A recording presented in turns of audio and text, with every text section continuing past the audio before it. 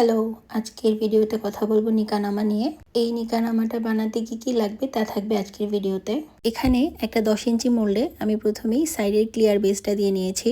এবার একদম মাঝ বরাবর সাদা রেজিনটা ঢেলে দিলাম। এবার পুরোটা টেনে টেনে একদম ছড়িয়ে দিতে হবে যেন কোনো জায়গা খালি না থাকে। তারপর একটু বাবল ব্লাস্টার স্প্রে করে নিতে হবে। এরপর সাইডের ক্লিয়ার বেসটাতে ব্যবহার করতে হবে ক্রাশ স্টোন আর পার্ল। এরপর এই বেসটা শুকিয়ে গেলে স্টিকার লাগানোর পালা। যেহেতু আমি এখানে ইউভি ট্রান্সফার স্টিকার ব্যবহার করেছি, এটা খুব ধৈর্য নিয়ে আস্তে আস্তে লাগাতে হবে যেন ভেতরে বাবল না ঢুকে। এরপর একটা কিছুর সাহায্যে ভালো করে ঘষে এটা বসিয়ে নিতে হবে। এখন ধৈর্য ধরে উপরের পলিটা আস্তে আস্তে টেনে তুলতে হবে। আচ্ছা, এই স্টিকারটা কিন্তু আমার পেজেই অ্যাভেলেবেল আছে, কারো লাগলে অর্ডার করতে পারেন। এবার টপ কোটটা দিয়ে নিব। টপ কোটের জন্য ক্লিয়ার রেজিন মিক্স করে উপরে পুরোটা ছড়িয়ে দিতে হবে। এরপর আস্তে আস্তে গোল ফ্লেকটা চারদিকে ছড়িয়ে দিতে হবে। এবার এই পার্টটা পুরোপুরি শুকিয়ে গেলে থাম বক্স লাগানোর পালা। যেহেতু ইউভি ট্রান্সফার স্টিকার, তাই আমি থাম বক্সটা উপরের দিকেই রাখি।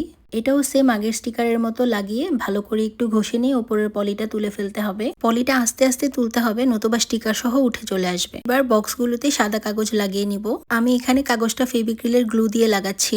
এই গ্লু দিয়ে লাগালে কাগজটা বেশ ভালোভাবে লেগে থাকে আর উঠে আসে না, আর পেছনে গ্লুটাও অতটা ভাসে না। তাই যখন এখানে কালিটা ব্যবহার করা হয় তখন দেখতে সুন্দর লাগে। কাগজ লাগানোর পর ওটা শুকানোর জন্য মিনিমাম আধা ঘন্টা একটু সময় দিবেন, তাহলে কাগজটা বেশ ভালোভাবে সেট হয়ে যাবে।